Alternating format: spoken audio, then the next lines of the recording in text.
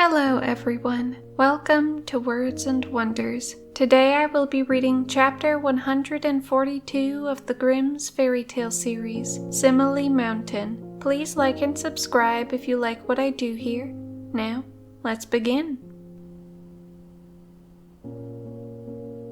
There were once two brothers, the one rich, the other poor. The rich one, however, gave nothing to the poor one, and he gained a scanty living by trading in corn, and often did so badly that he had no bread for his wife and children. Once when he was wheeling a barrow through the forest, he saw on one side of him a great bare naked-looking mountain, and as he had never seen it before, he stood still and stared at it with amazement. While he was thus standing, he saw 12 wild men coming towards him, and as he believed they were robbers, he pushed his barrow into the thicket, climbed up a tree, and waited to see what would happen. The 12 men, however, went to the mountain and cried, "Simeli Mountain, Simeli Mountain, open!" And immediately the barren mountain opened down the middle, and the 12 went into it, and as soon as they were within, it shut. After a short time, however, it opened again, and the men came forth carrying heavy sacks on their shoulders. And when they were all once more in the daylight,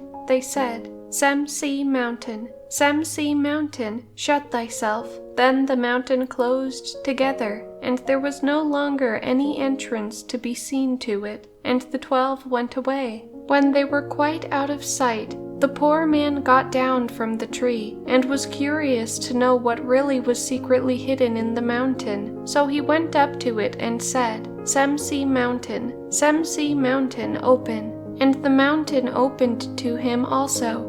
Then he went inside, and the whole mountain was a cavern full of silver and gold, and behind lay great piles of pearls and sparkling jewels, heaped up like corn.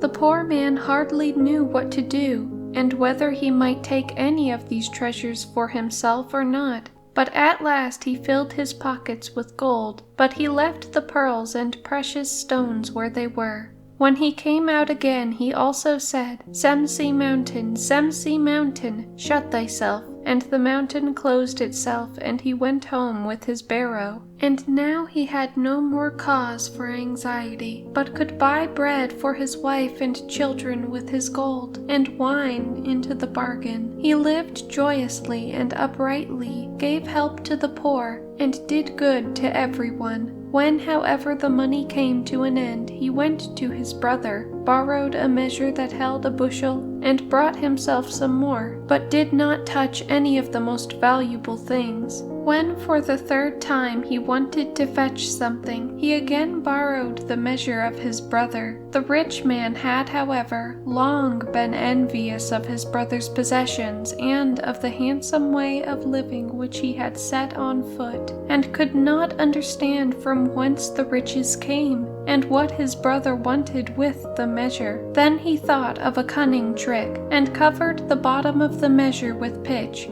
And when he got the measure back, a piece of money was sticking in it. He at once went to his brother and asked him, "What hast thou been measuring in the bushel measure?" "Corn and barley," said the other. Then he showed him the piece of money, and threatened that if he did not tell the truth, he would accuse him before a court of justice. The poor man then told him everything, just as it happened. The rich man, however, ordered his carriage to be made ready, and drove away, resolved to use the opportunity better than his brother had done, and to bring back with him quite different treasures. When he came to the mountain, he cried, "Simeli Mountain, Simeli Mountain, open!" The mountain opened, and he went inside it. There lay the treasures all before him, and for a long time he did not know which to clutch at first. At length he loaded himself with as many precious stones as he could carry.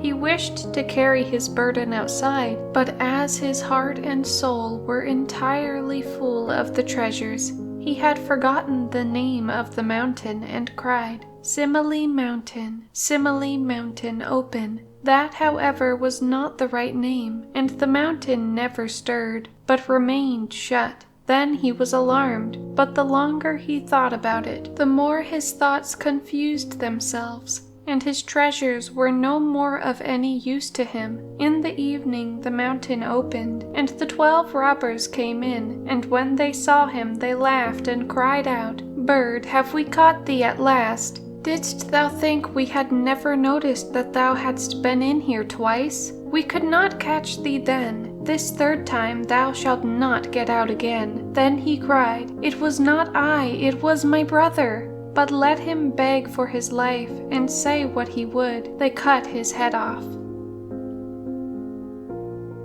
Thank you guys for watching, and if you would like to hear more stories like this, feel free to like, subscribe, and comment down below. Bye bye.